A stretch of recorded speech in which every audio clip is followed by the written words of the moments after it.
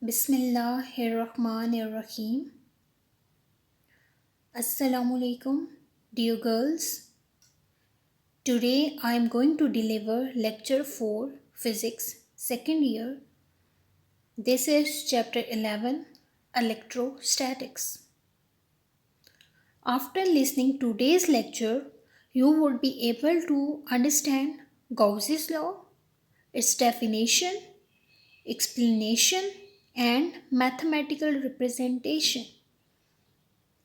Gauss's law is provided by a German mathematician and scientist, Gauss, who contributed significantly to many fields like number theory, analysis, statistics, geophysics, electrostatics, and many more.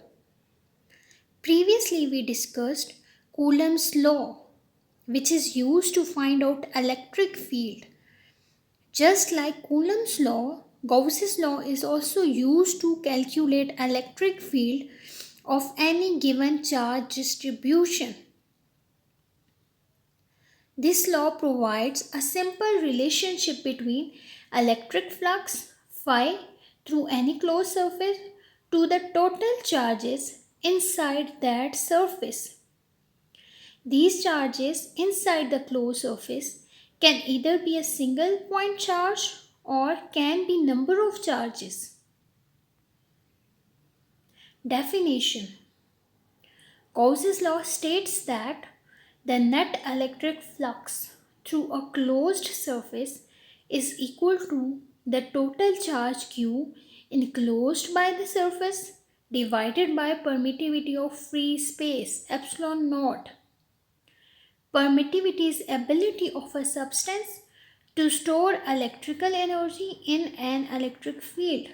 Mathematically, this law can be represented by this given equation.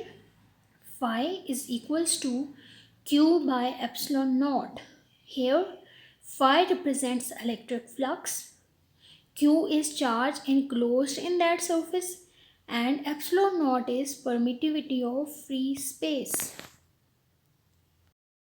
We will prove Gauss's law for a point charge Q and then for number of charges. For a point charge, consider a spherical closed surface of radius r having a point charge Q at its center. To find out electric flux through the whole surface, we divide this surface into number of small patches having area del A1, del A2, del A3, del A4 till del AN. The intensity of electric field is same at every point as they are at equidistance from the charge. We can see in the given figure that charge Q is at distance r from the surface and also it is at equidistance from each and every point. That's why electric field intensity is constant. Now we have to find out electric flux through each patch of area. For area A1, del A1, phi 1 is equals to E1 dot del A1, which is further equals to E1 del A1 into cos 0. 0 is the angle between E1 A1. You can see in this figure that angle between dA or del A and E is 0. That's why we have used angle is equal to 0.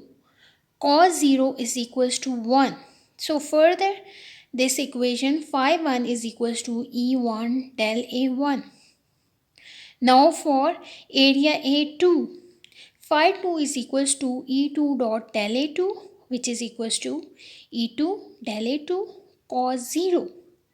Again cos 0 is equals to 1 and at the end we have E2 is into del A2. Similarly, we can find out electric flux for del A3, del A4 till del AN. For del AN, phi n is equals to En dot del AN, which is equals to En del AN cos 0. Again angle is 0 and cos 0 is 1. So at the end, phi n is equals to En del an.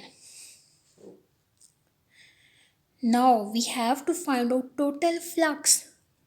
And the total flux through this whole surface is sum of all the flux passing through each and every patch of the area. So total flux phi is equals to phi 1 plus phi 2 plus phi 3 plus phi 4 till phi n. Now this equation shows that total flux is sum of all the flux passing through each and every patch. So we can write it like this, that phi is equals to sigma surface into E dot del A. Sigma represents summation, sum of total flux. So, and we know that phi is equals to E dot del A or E into del A. So, we are having phi is equals to sigma surface into E dot del A, represented by equation number 1. We know that E is constant over the sphere. Therefore, equation 1 can be written as phi is equals to E into sigma surface into del A. We know that E is equals to Q by 4 pi epsilon naught into 1 by r square. Therefore, we can use the value of E in equation number 2, which can be written as phi is equals to Q by 4 pi epsilon naught into 1 by r square into sigma surface into del E. Just we have replaced the value of E by Q by 4 pi epsilon naught into 1 by r square. This equation can further be represented as phi E is equals to Q by 4 pi epsilon naught into 1 by r square into total area enclosed by a spherical surface. We have just replaced sigma surface into del A by total surface enclosed by spherical surface. And we know that area of a spherical surface is 4 pi r square. So in this equation, when we use value of area of a spherical surface, 4 pi r square cancels 4 pi r square. At the end, we are having phi is equals to Q by epsilon naught. So end result is phi is equals to Q by epsilon naught.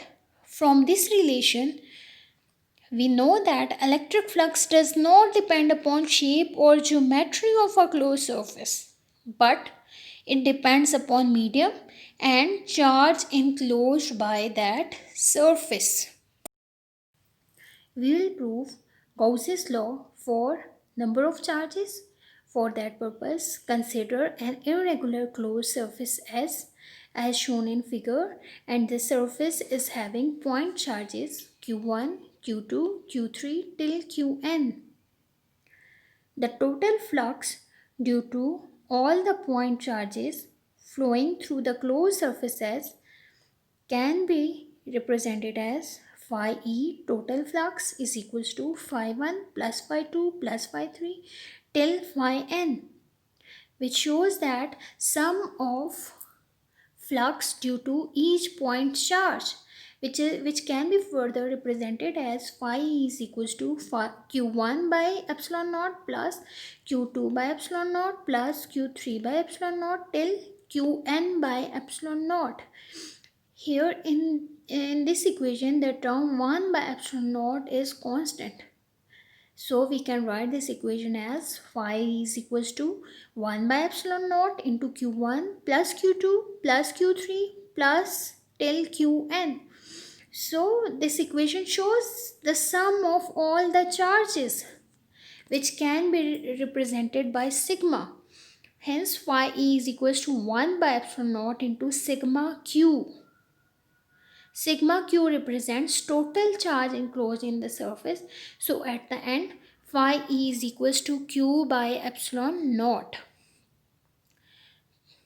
Hence, Gauss's law shows that electric flux through any closed surface is 1 by epsilon naught times the total charge enclosed in it. That is, phi is equals to q by epsilon naught. Thank you, girls. Allah Hafiz.